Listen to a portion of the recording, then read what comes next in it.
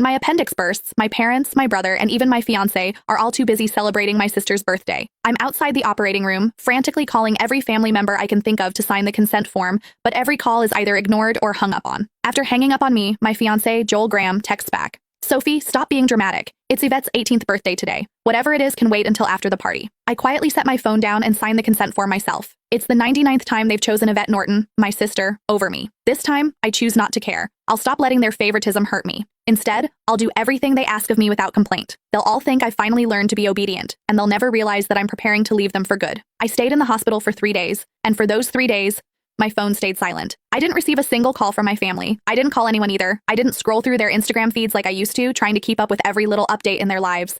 Instead, I just quietly rested in my hospital bed and dragged my weak body around for checkups and payments. Even on the day I was discharged, I didn't tell a soul.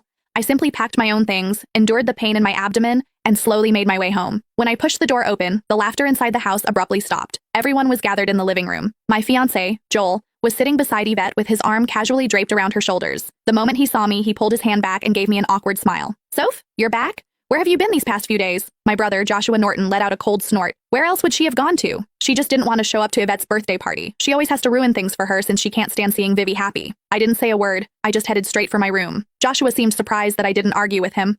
Normally, whenever he accused me of being selfish, I would break down in tears and desperately defend myself.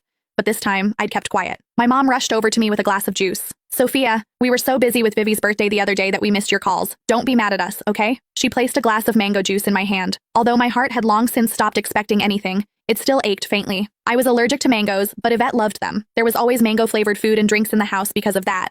But no matter how many times I reminded them, no one ever remembered that I couldn't have mangoes. I handed the glass back to Mom and quietly stepped back. I'm not mad, I'll just go to my room. Just as I turned around, a loud noise came from the living room. Dad abruptly stood up and slammed his hand on the table. He screamed, "Why have you been walking around with that sour face ever since you came in? Your mother already apologized and even gave you your favorite drink? What's with that attitude? It looks like we've spoiled you too much." My heart twisted, and even breathing hurt. Tears blurred my vision, but I still lifted the glass from Mom's hand and drank it all in one go. I then gently set the empty glass down and wiped away my tears. I calmly looked at Dad. Yvette's the one who likes mangoes. I'm allergic to them, but it doesn't matter. I already drank it all. Can I go to my room now? Sophia, why didn't you say something earlier if you were allergic to it?